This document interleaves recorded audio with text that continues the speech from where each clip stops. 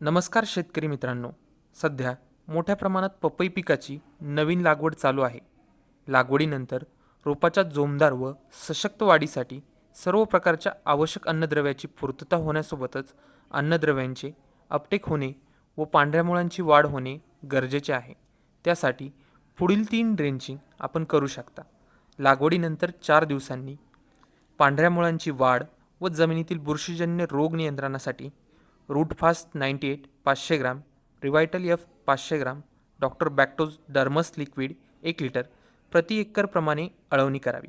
लागवडीनंतर 8 दिवसांनी जोमदार वाढीसोबत पानांची काळोखी व पिकाची प्रतिकारशक्ती वाढवण्यासाठी 19-19-19 3 किलो, इन्स्टाचिल झिंक 250 ग्राम, डॉक्टर अर्थोसिल 500 मिली प्रति एकर प्रमाणे अळवणी करावी.